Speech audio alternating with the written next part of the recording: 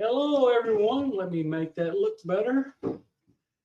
We have Bret Lueder with us today. He's a journalist and got a lot of good stuff to tell us. He's got quite the bio, and Lala and I are very happy to have you here, Bret. Well, thank you for coming on. Tell our audience all about yourself. Well, I definitely appreciate this opportunity. Thank you for having me on. I'm a journalist. I graduated with a degree in journalism with an option in public relations from Chico State University in 2000. And it took me 14 years to get a degree at the #1 party school in the nation. And I'm lucky to be alive. And, I've been into UFOs since I was a little boy. I used to watch Star Trek with my dad on the couch when I was a little boy. And early on, I used to equate my dad with Captain Kirk. So, as a young boy, I saw Legend of Bogey Creek. I saw Shirley MacLaine's Out on a Limb, and that scene when she's in the jacuzzi and she lifts out of her body and the white cables connect to her. I saw that when I was super young. And, Space 1999, Star Wars, of course. And it just kind of, those are like the seeds. Looking back, I think maybe the Great Spirit was planting those seeds in me, to where after I got through kind of my young man kind of a thing, playing sports and lots of drinking, lots of beer at Chico State especially, I had a renewed interest. And ever since I started writing for Synthesis magazine, which is now defunct, it was a local rag in Chico, California, where I went to school, Chico State University. And they could tell I was different. Because I had all this kind of a esoteric kind of a spin on the music stories that I would write. And as you guys know, I'm sure music connects to the esoteric. It connects to consciousness and mysticism. And that's kind of where it got me my start. And I've written for, I think, 16 publications in total at this stage. And hundreds of articles, hundreds. Yeah. And when I started writing for Synthesis magazine, they could see that I was just soaking it in, right? Give me any assignment you had. I'll take the toughest interviews. They had me write the early reggae interviews for that magazine because no one could understand their patois. And so, back then I used to smoke a lot of weed, right? And so I'm like, I'll talk to him, set me up. Right? So one of my early interviews was with Aston Family Man Barrett, the bass player of the Wailers, legendary Bob Marley's band. So, I could understand maybe half of what the guy said. And then after I just said, right, a lot through the interview. And afterwards, I got with a local reggae bass player, and he helped me translate it. And that was one of probably the first big reggae article. But so they saw that I was a workhorse, so they would give me CD reviews all day long. So some of the CD reviews were like 100 to 150 words. So in that 700 articles is probably at least 50 CD reviews that were super short. So that helped pad my stats a little bit. But yeah, so writing about music kind of rekindled my interest in UFOs and consciousness. And I'm 3 books in now. I'm on a tear. I'm back in action after kind of a little stint that with setbacks. I live in Chico. Do you guys know where Chico is? Yeah, I do. So about 2 hours north of Sacramento is just west of Paradise, where they had the campfire in 2018. And that just a tiny little fire. Just tiny little fire. Just a tiny little fire. And, I've got friends that were up there that escaped with their lives that tell stories that are completely different than the mainstream narrative. And that disrupted my life quite a bit. So I haven't really been active for 5 or 6 years. And it took me 5 years to get this little bad boy out right here. There you go. Agents of Ascension, UFO PR. It's about the UFO narrative and how it has controlled the UFO narrative from the 40s, really, maybe even earlier. So this is just what I'm going to do, right? Paycheck or not. This is just what I've thrown my cards in. I'm banking on myself, and I'm going for it. So, I appreciate the opportunity to talk about that. I'm glad you are. We need other kind of prolific writers that can put an English sentence together and turn it into an English paragraph and turn it into a thesis and go somewhere with it. Yeah, it was really interesting seeing this. I had not read your books, but I will now because they look very interesting. And I'm getting my drink. I'm getting my drink. I'll be right back. Sorry. yeah, we have this big old computer in this room. Without a little water, we're in here sweating. You want water? No, Yeah, I got super hot. She's super hot right now. So yeah, I got a fan blowing on me. So if you hear a buzz, let me know. I could turn the fan off. My earliest memory of UFOs was my dad getting me up, telling me I had to watch this movie with him that he had watched and got him all into it. It was The Day the Earth Stood Still with Michael Rennie in it. And boy, did that really wake me up. Right? Classic. Yeah. Absolute classic. A major movie, major actors. Patricia Neal was in it, and she's just so gorgeous. And and then what's his name from Father Knows Best? Bud from Father Knows Best was in. That was such a great show. I've watched it, I don't know, 20 times. It's a classic. I don't know if I've seen it that many times. I've seen it many times. Yeah. That early sci-fi stuff, I look back at it now, especially given the book that I just wrote about public relations and how the media is a vehicle to create narratives in the public, no matter what subject. We just happen to be talking about UFOs, but public relations creates narratives on in terms of consumerism or politics or history. Anything can be controlled by public relations. But I look back at that early sci-fi stuff as someone or something was planting seeds in the public. Who or what? I think that's part of what my book is about. Are they good guys? Are they bad guys? Are they trying to deceive? Or are they trying to plant the seeds to wake us up for a future event? And I think there's evidence to show on both sides of it. And, it goes back before the 50s, but it really kind of kicked in after Roswell. And I think a lot of researchers use that as a pinpoint in time to kind of say where things got ramped up. But there's stuff before that. And like I write in chapter 14 of my book about the Richard Sharp Shaver mystery.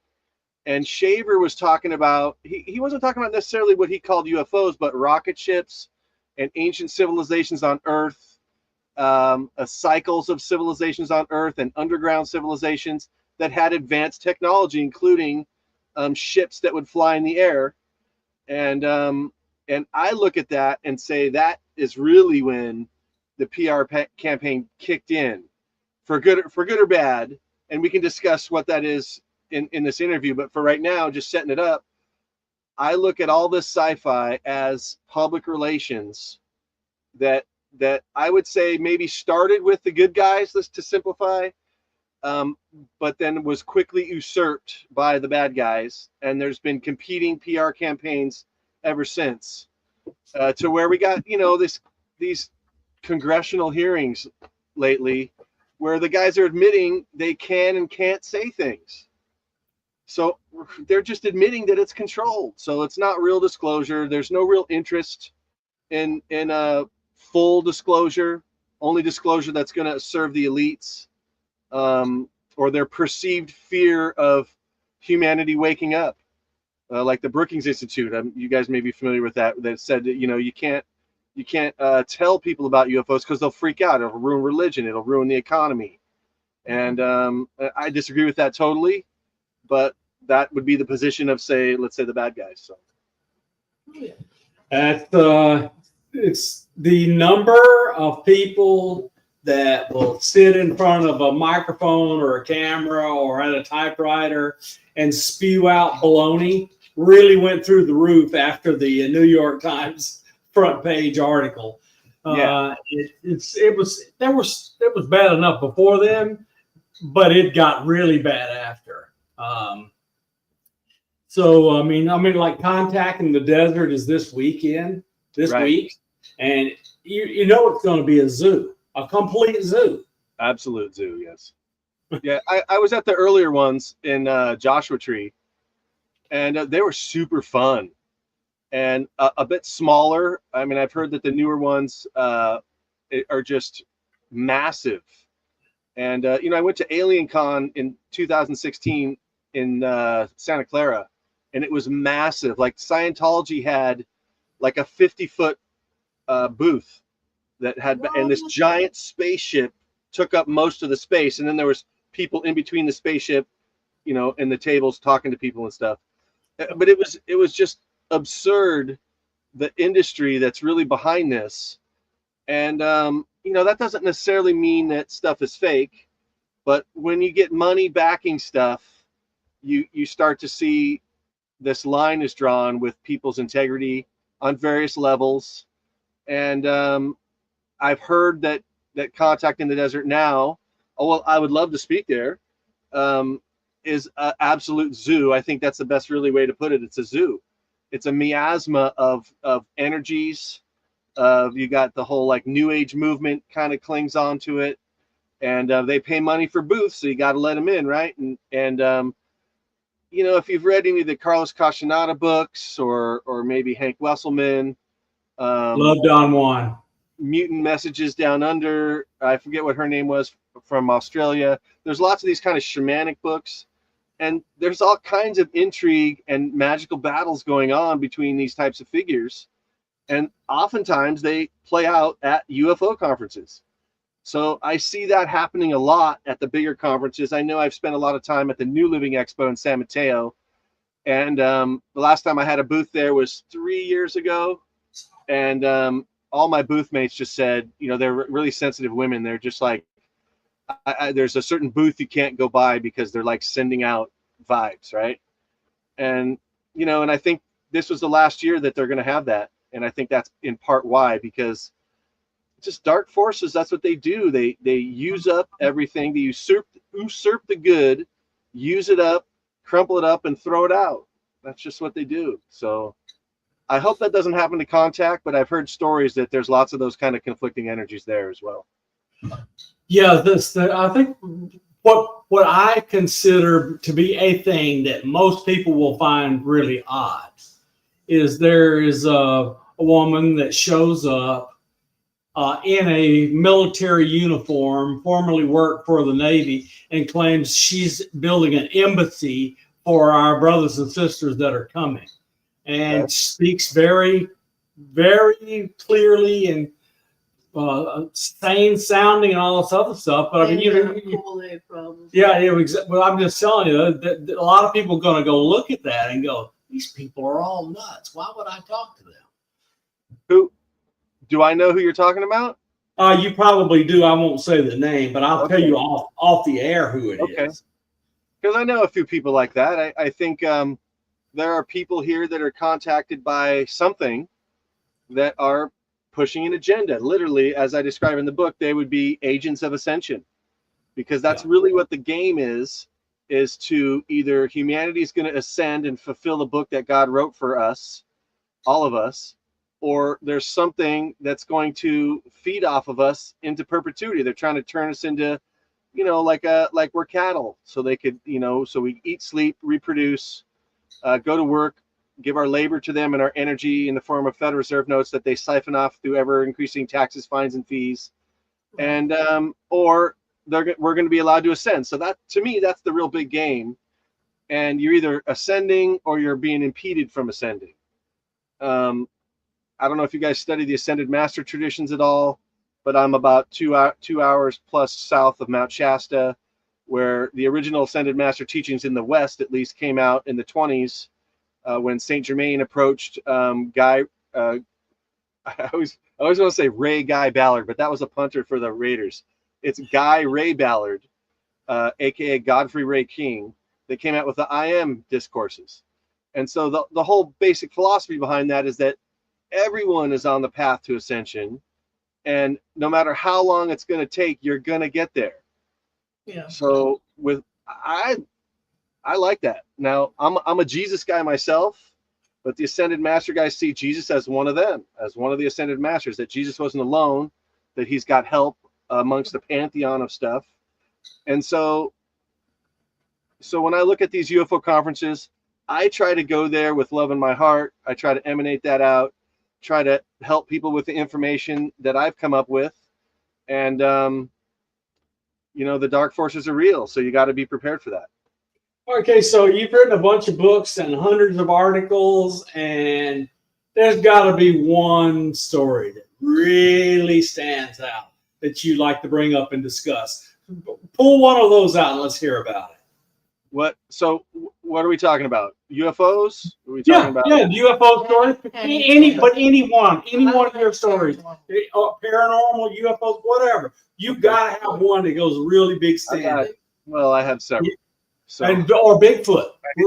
Any of those. At this stage, once you know what to look for in the night sky, I see UFOs almost every night that I try to look. Yep. And I've seen so many that I'm just over it. I'm ready for one to land at my my house, and let's just get on with this. So let's talk, right? And I think there's reasons why that doesn't happen. But the one story I can tell you that comes to mind right away, and it's probably the first story that I tell people when they ask that question, Bob, is that in 2006 I was at Conspiracy Con in the Bay Area, and I met Stuart Swerdlow, who was there, one of the last surviving original Montauk whistleblowers. Yep. And Stuart and I hit it off, and we went and had a couple drinks in the bar, and he began to tell me about the reptilians, right? Fascinating subject, right? I've read the David Icke books.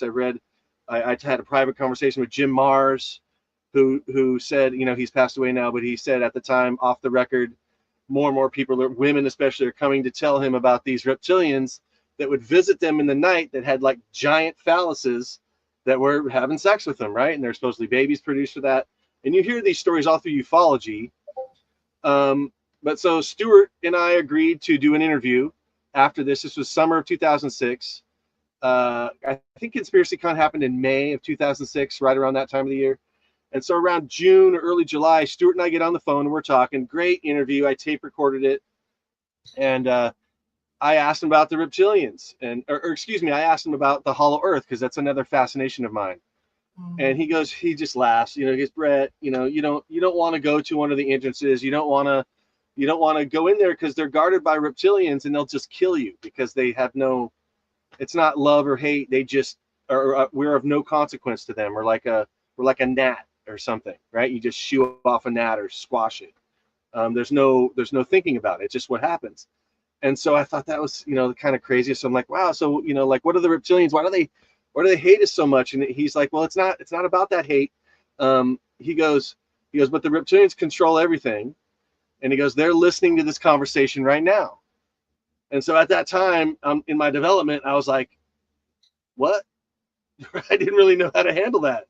He goes, yeah, they monitor everything I do. And he says, if they want you to see them, they'll show themselves. So I'm like, okay, I'm not really sure how to take that, but fine. Okay, I'm a journalist, right? I signed up for this. I'm just listening to what they say and taking the information in. I'm not really supposed to judge it.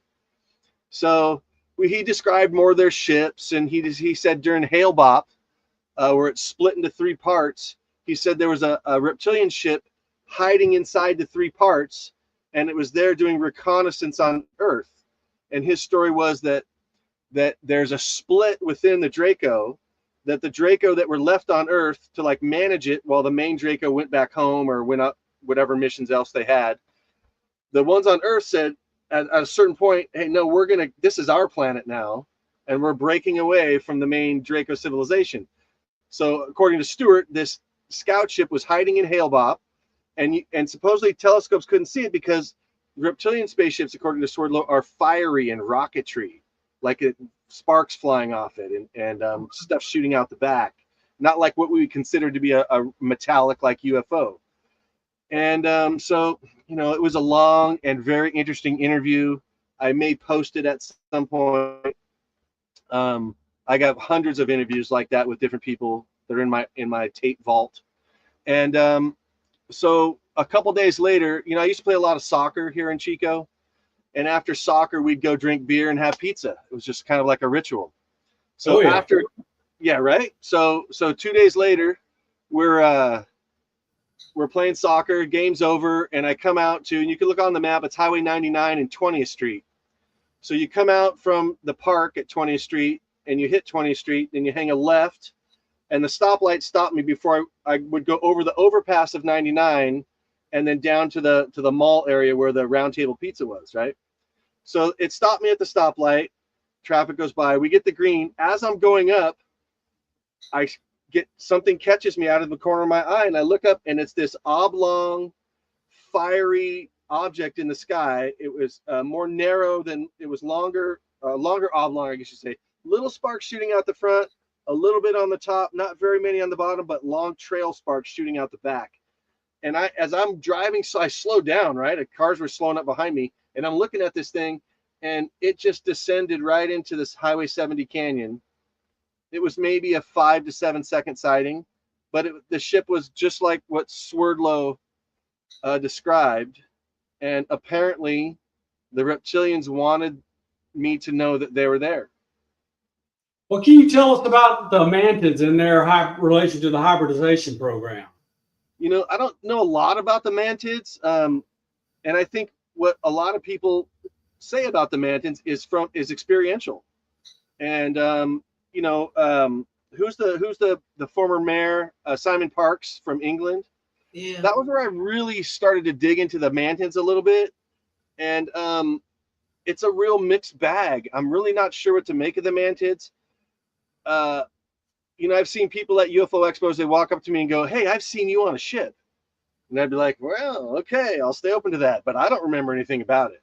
And this has happened a few times, right? If you go to enough expos, I think this could happen to anyone. At least I hope it could happen to anyone. It's not just me being in a small group of people that this happens to. So if I've met a mantid on a ship, I don't remember.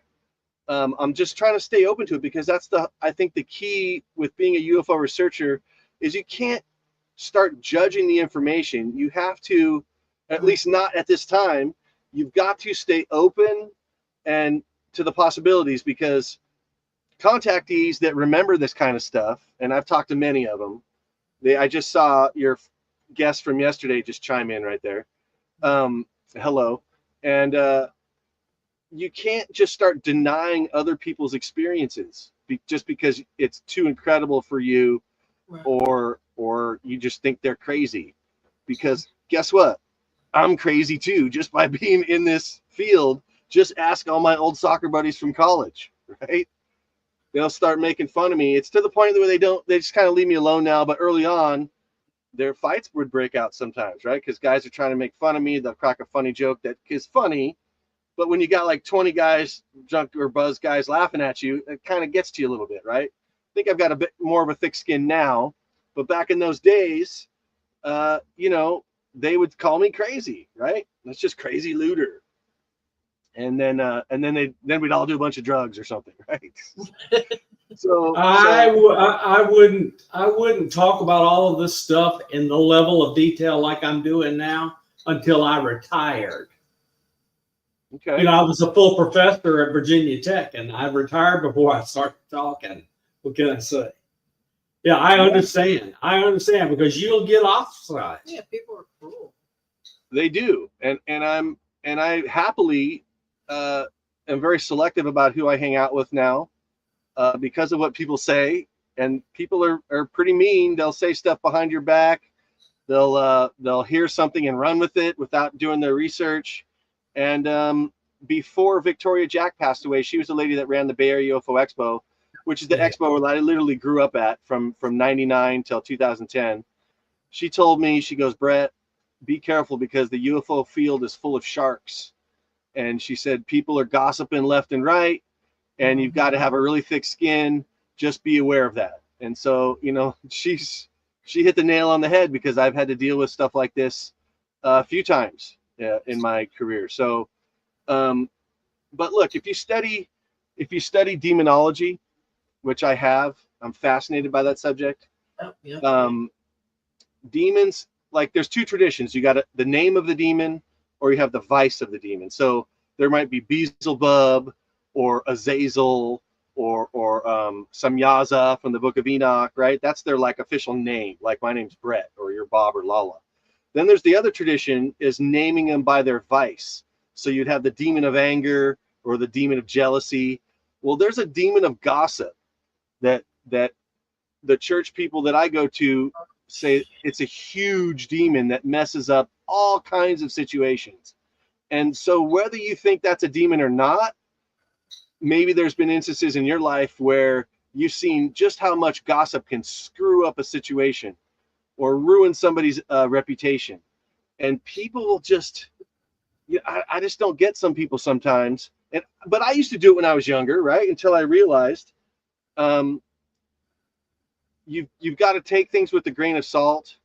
And if you're really concerned about what someone says about someone else, go talk to them, right? At least listen to both sides of the story if there's a story, because there's all kinds of ulterior motives going on. Social media has not helped. It makes the gossip channel huge. Yeah.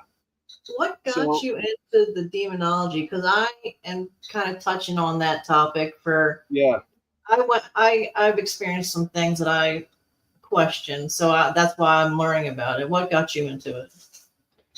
Well, I dated this girl here in Chico, and she was a little younger than me, but she knew how to talk on my level. Like, I've read hundreds of books, maybe close to 500 books. And so I've read all about the mind control and the abductions and the crossover between demonology and ufology. And this lady could talk to me on my level. And I was really impressed by that, right? And so talking to her, she was a satanic ritual abuse survivor from an art school in Chicago, for the Institute of Art in Chicago, the big one. And her boyfriend at the time was in a Masonic family that brought her in and then satanically ritually abused her, according to her, right? Wow. And at different times with her, like, we'd be hanging out and a Disney commercial would come on and she would get triggered and she'd freak out and start shaking. And I kind of rushed to find the remote and change the channel, and it would take her a minute to calm down. I mean, this was real stuff. I really felt like she was telling me the truth. She revealed information that took me hundreds of books maybe to get, or interviews and article writing, and she knew exactly what I was writing about, and it took me years and years to get, right? So I was impressed by that. One time, I couldn't get a hold of her this one weekend. She was a little younger, so I kind of knew the game, right? She had options. And so she was probably running around that weekend, and I didn't get really to hang out with her till Monday. So Monday comes around. She shows up at my house. I'm just making small talk. I go, so what'd you do this weekend, right? And she just flipped out. Don't you ever ask me that. I'm mad at me. She'd never gotten mad at me before. And she stormed out of the room. So I'm thinking to myself, man, if I had a nickel for every girl I upset in one way or another, right? So I chalk it up. I did go sit on my bed. I slept on the floor at the time for my back. And I'm sitting against the wall on my bed. And like 5 minutes later, I hear the door open from the hallway. And she comes walking across the front of my bed like this, and looking at me with a scowl.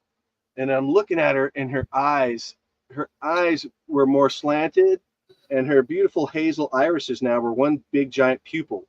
Oh, so my goodness. It wasn't like a black-eyed children where the whole thing was black. There was still white. The ball was still white, but the pupil had grown like over her iris, right? Mm-hmm. And she came and sat on the left corner of off of my bed on a pile of clean clothes, and she lit me up like I was at soccer practice, like one of your buddies that was mad at you and would just berate you, right? She talked so much smack in a different voice, and like, you think you're better than everyone else. You think you're smarter than everyone else, don't you? You don't know shit, right? And she starts, and I'm like thinking, I was shocked, and I'm thinking to myself, this is not her. Could this really be something else coming through her? I mean, I didn't really know what to think. So she leaves after maybe a 3-minute tirade, in total disgust of me, right? And I just sat speechless. I'm not the kind of guy that's normally speechless. I didn't know what to think. So maybe a couple hours later, this is starting to sink in a little bit. And I cried and I prayed to Jesus. I said, and I didn't pray a lot to Jesus back then. And I said, Jesus, how can I help this girl? Because clearly I'm not going to date her after that. Right. And, but I know what she's been through. How can I help her? maybe an hour or two after that, I went to my law study group in Chico, California, where I was the young buck studying with a bunch of old guys. And we don't talk about this kind of stuff, right? And so before the meeting started at 7 p.m., one of the old guys, there's banter going around, but one of the old guys turned to look at me and said, "Hey, Bret, there's this church in Yuba City, and they had a magical battle with a wizard, and they defeated the wizard using the name of Christ." And so a Scooby-Doo moment right there, right? Huh? And I didn't know, but my Ascended Master teacher, Harold, who was one of the founders of the group, who was like 78 or 77 at the time, he was listening to this. I thought this guy Ernie was just talking to me, but Harold was listening too.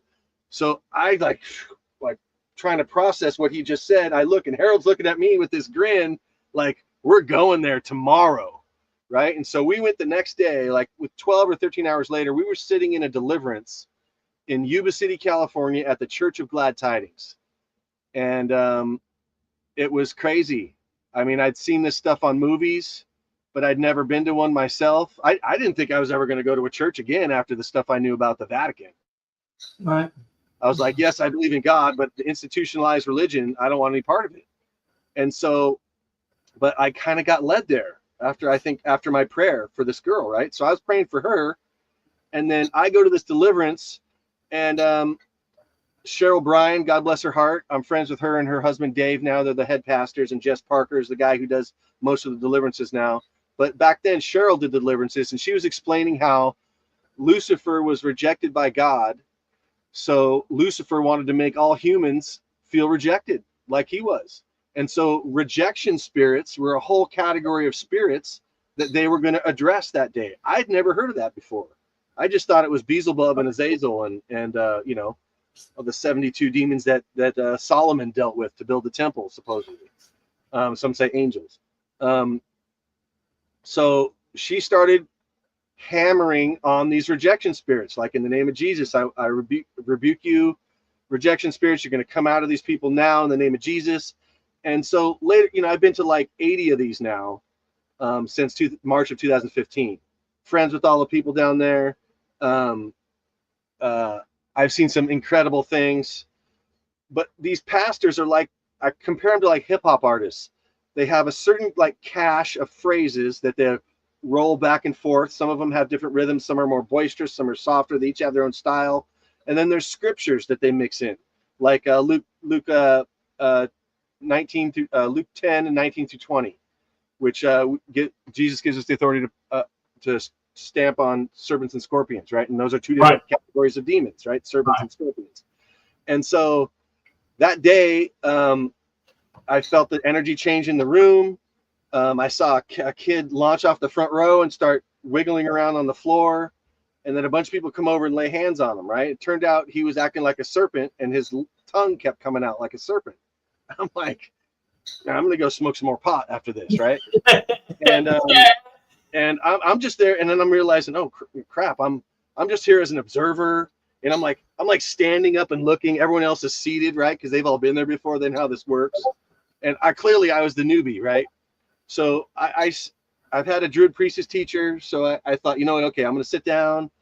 I'm going to breathe in this energy, breathe in the golden light, let it fill my body, and I'm going to breathe out negative energy. This is what my Druid priestess teacher taught me. One of the things I learned from her.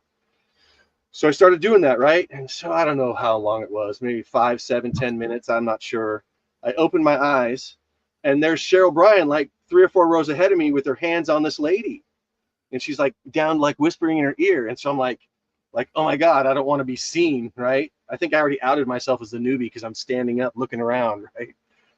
So I close my eyes again and start doing the golden light thing, in with the golden light, out with it. Next thing you know, she's got her hands on me, and 4 other people have their hands on me. And she's whispering scriptures in my ear and talking to rejection spirits, telling them to leave. And I sweated out my entire long sleeve soccer jersey. And about 40 minutes later, after this thing started, they brought it to a close. And I knew something had happened to me that day. And I was fascinated by that. As a journalist, I had to be honest with myself that no, this wasn't some kind of setup. They didn't know I was going to be down there, so they didn't set this all up to fool me, which is this kind of stupid skeptical stuff I was asking myself. this was the real deal, and I experienced it. And so that was my first dealing with deliverance. I'd studied demons and negative energy with my Druid Priestess teacher, with some Native American teachers, and also with my Ascended Master teacher, Harold. But seeing it from the Christian standpoint, from the tradition which I was raised in the Roman Catholic tradition. Me too. And I was blown away. And so I wanted to know more about if humanity has this enemy. I want to know more about it, because I felt like God had made me a warrior through sports. Like, I was never in the Army. I had plenty of family members that were in the Army and Marines and Air Force. But I learned warfare through sports, because that's basically what sports is simulated warfare. Yep. And all the same things in The Art of War by Sun Tzu apply in sports as it does in real war. And I realized that I was being trained to be a warrior. So if there's an enemy that is humanity's biggest enemy that stays hidden because that's their greatest strength, they have longer lived lives than us, I want to know as much as I can about it so that I could do my part in defeating them. So Linda says she's seen stuff before. She was on a well-traveled delivery team for decades and did a bunch of this until it finally got to be enough. Right. It'll wear you out. Yep. I think Here's my buddy Joe calling me Sleepy Science Bob. And Polly wants to know, what is the meaning of disclosure to you? Well, I realize that's a very pregnant question, but let's see what you can give birth to. well said, Bob. Well said. There could be some pains with this. I'm serious. Right? Right. But disclosure, I think, to the general public is for people that still think their government has their best interest in mind, and that the government works for the people to try to help people. And I don't share that view. I think there's many good people that work within government, but I think at the very tippy top, I think there's a force that has been steering our country into an opposite direction other than ascension. I think, we've been steered away from ascension on multiple levels. It's a concerted effort. I think that the government will lie anytime that it suits them. And just to give you an example, when Bill Clinton got into office for the first time, one of the first things he did was make public this experiment. I think it was down in Louisiana, where they did a secret experiment on black people that involved, I forget if it was electroshock therapy or some type of toxic experiment on the people without telling them. And I remember being in college back then and going like, our government wouldn't do that, would they? Oh yeah. And that's how you got it off just a little bit. So I went to Auburn, and 20 miles away from Auburn is Tuskegee. And in Tuskegee, they did all of these awful experiments, right? Including take people who had syphilis and not treat them so they could watch the disease all the way to the end. And Clinton apologized for all of that stuff. Okay. It's horrible. Is that what I'm referring to? Yes, it is. Okay. Thank you. I appreciate that, Bob. So, for me, disclosure is not for me. Disclosure, to me, is a complete PR campaign. I agree with you. It's a timed release of information that's not necessarily beneficial to the population. It's beneficial to those in power. It buys them time to figure out ways to maintain power while they're slowly releasing information and trying to make themselves look good in the eyes of the public. I'm completely with you. I think this is how much chance we have getting anything close to the truth out of the United States government. So yeah. I'm on how can I help people believe in their own experiences more. And so I'm working on that kind of stuff. I think the way out of this mess is to go within and to know yourself.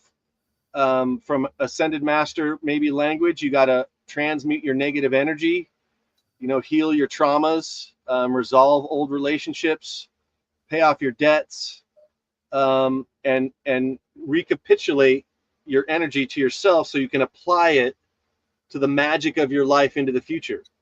I think human beings are magical beings, are homo magicus. You know, I think our lives are ritual.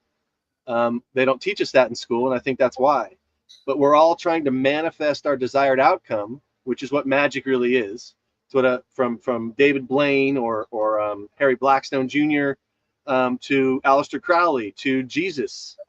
We're all trying to manifest desired outcomes on different levels, whether it's individual or a group or a community or a world.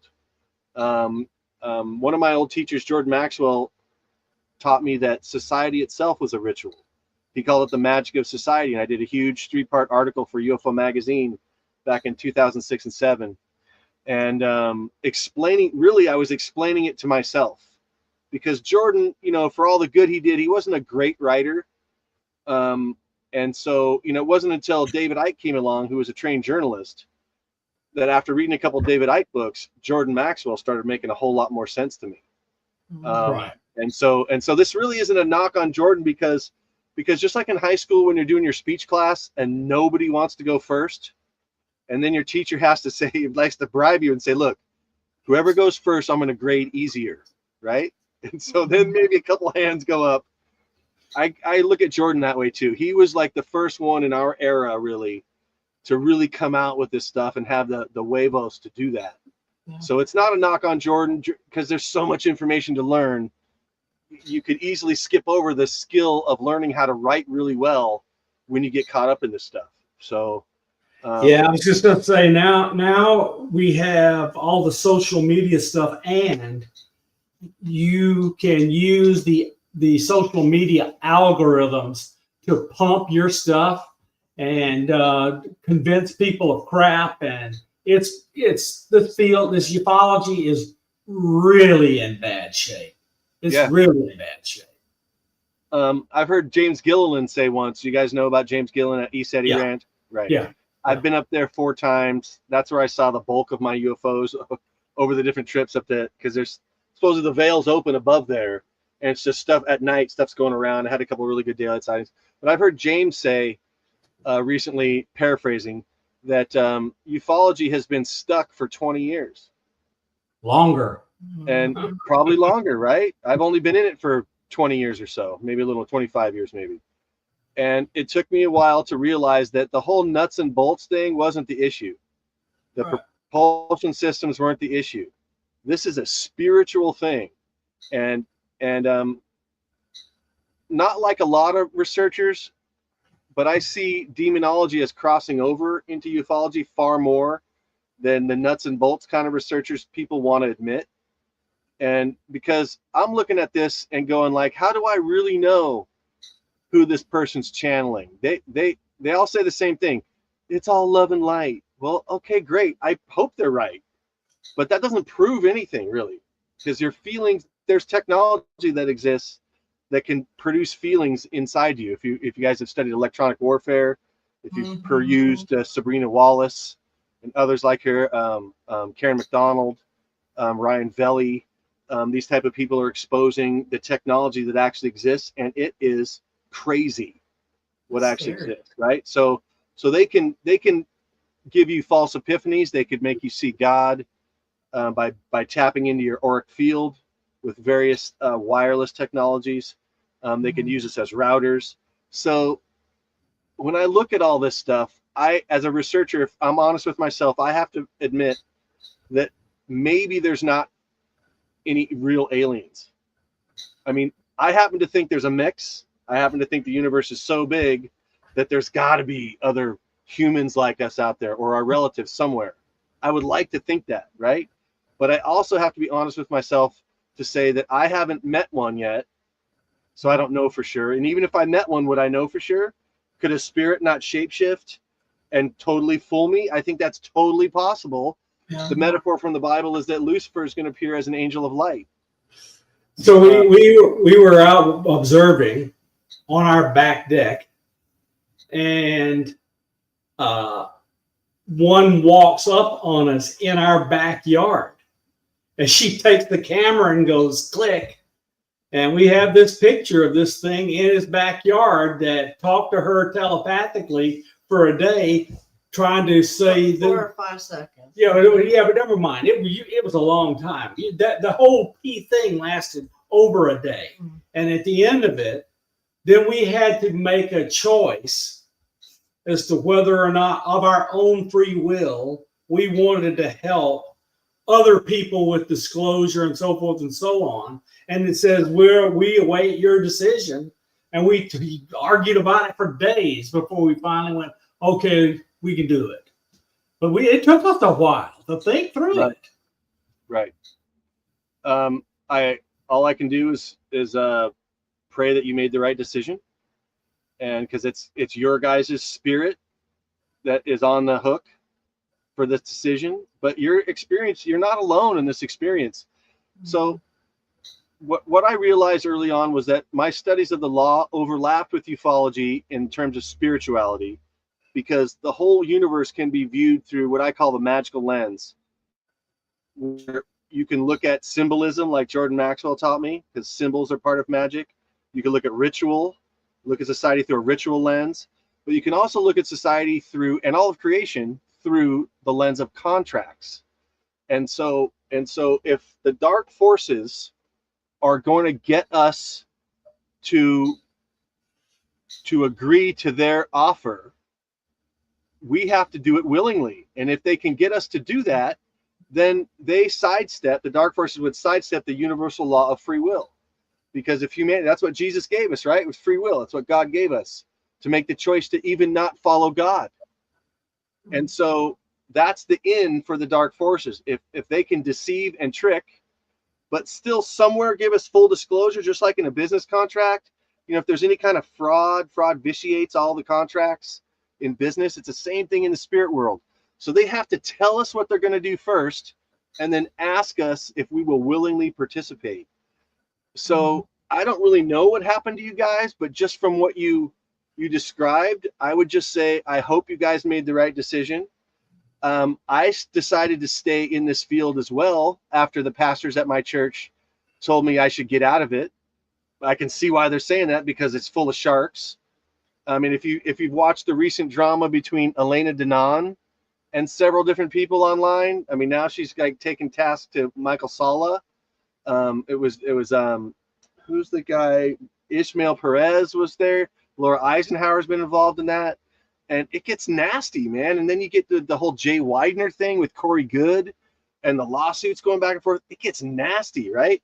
And so after studying demonology, I could see that situation through a demonological lens, right? That this is gossip demons having fun and sitting back, lighting fires and sitting back and laughing and watching people agree to destroy themselves. So, a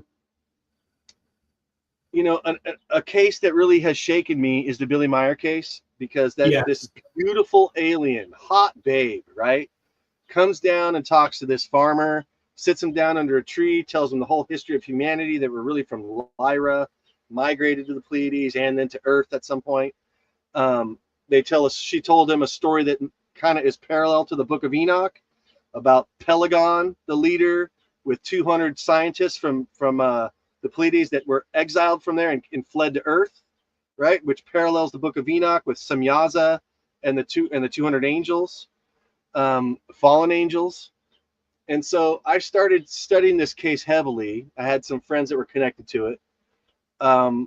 And I realized that name Samyaza, the leader of the fallen angels from the Book of Enoch, was the same name as the alien from Billy Meyer case, Samyaza. Oh, that's the same name.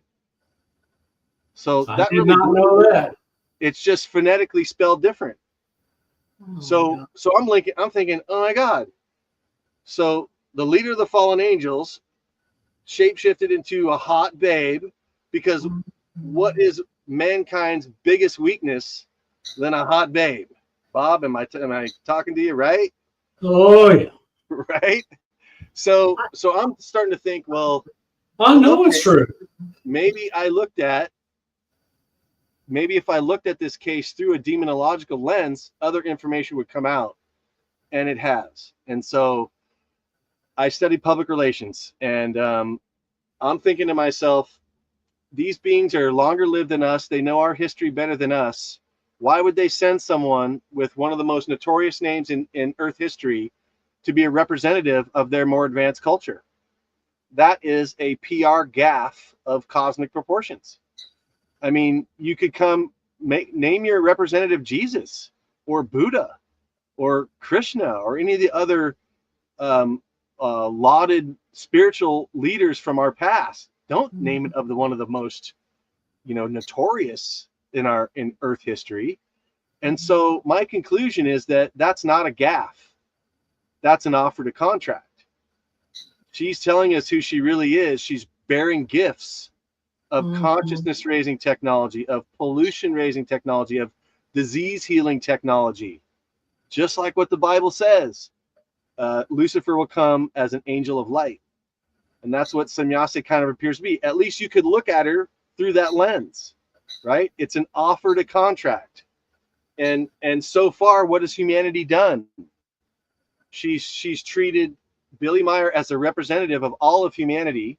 I know I didn't vote for him necessarily, but Billy Meyer has accepted the contract because, as you know from business, there's 4 ways to respond to a contract.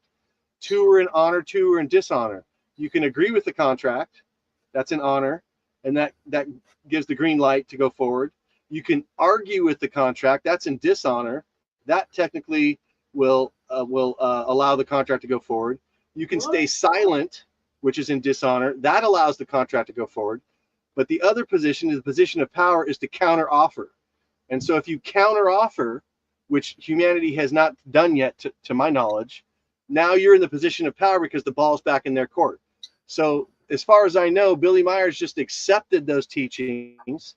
He's just agreed with them, basically. So that agenda moves forward. He's bringing forth the technology, as we've seen with Dr. Fred Bell, with Rob Potter, who recently just passed away, R.I.P. Rob Potter, and also the Hertax with the Keys of Enoch. And I've had conversations with the Hertax about this. Semyase is riddled throughout their book, the Keys of Enoch, the Book of Knowledge, from like 74, I think it is. Legendary book. And they're about to just publish an interview that I came on Alan Steinfeld's show with Jack. Yeah, I know Alan. So the four of us had this conversation about the Billy Meyer case, and the Hertax weren't necessarily disagreeing. So while they got lots of gifts that they put in their book too, which will help humanity, they're also open to the idea that Semyase may not be who she says she is. So looking at the ufology through this demonological lens, lots of information comes through, and it all has to do with contracts, just like you and Lala's experience. Yeah, the things I've experienced, I do know it's very easy to be tricked. They do morph into things. And I've noticed a lot of times, this might sound crazy, but contracts come in dreams, and then you're just screwed. That's right. That was one of my experiences, Yes. So I'm glad you're talking about this. Yeah, I've had similar experiences. I had a Bigfoot experience in Mount Shasta in 2022. And on the north side of the mountain where nobody was, the lava fire had just ripped through there. And I, in a dream, told me I had to be on the mountain at that time. I didn't realize it was Lionsgate at the time. It was like August, 9th or 10th, right in the middle of Lionsgate. And walking up Whitney Creek Falls for about 2 hours, all of a sudden a huge branch crash. It kind of played peekaboo with me, kind of reading my mind. And it branch crashed again, like closer to the edge. The sides of the creek were really tall. The lava fire had destroyed the trail, so I couldn't follow the trailhead. And right as I was thinking, well, I was getting kind of bored, right? It was super silent. I crawled up on this boulder, and I was trying to see over the side, and I couldn't really. And I'm thinking to myself, okay, it's getting kind of late. I want to try to make it to the falls, right? So I thought to myself, maybe if I'm really quiet, I can crawl down and just move past this and just keep going. And right as I thought that, the branch crash, a third one, happened behind me on the same side. Here we go. And so I was like, oh, I just got the green light to go forward. Something just, it's Bigfoot, okay? Because I've had a bunch of Bigfoot experiences too. But it took me a while. Was it a lion? I was scared at first. Was it a lion? No, because it would have came up from behind me and got me already, probably. It's not a bear because the third branch crash was so far down that I would have heard the bear walking, right? But they read my mind and said, okay, move forward. Okay. So the next day, I'm totally exhausted after this. A life harrowing experience getting back. I'll skip through that. The next day, Aaron and Violet, two icons of Mount Shasta, this lovely old couple. You'll see them at all the events up there. Aaron was doing the cover of my Law DVD, which this is it right here. He did a beautiful job designing that and laying out the little, oh, it's sealed right here. Anyway, there's a little booklet in there that was an article I did from Paranoia magazine. Olaf Phillip was my editor, about Andrew Basiago and my experience with Andrew Basiago. That's a whole other story. But he was so he was actually designing the cover of the booklet on the inside, more correctly, not the outside cover. Outside cover was Joseph Ernest Martin. If you guys ever need any stuff, that's Joseph Ernest Martin right there. He's a friggin' genius with this kind of stuff. And so Aaron and Violet, we're going to meet at the smoothie place, and I can't remember what the name of the smoothie place is, but everybody goes there. It's kind of like Berryvale, the health food store. You don't know who you're going to meet when you're there, right? So we're there, and we sit down, and they go, hey, we want you to meet someone. And this big, tall, older, gangly guy comes in. It's Michael Walsh, and he wrote this book right here, the Sasquatch and the Spiritual Warrior.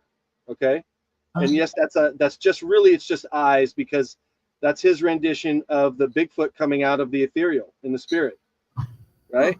And he just sees the eyes sometimes, right? So that's what that image is right there.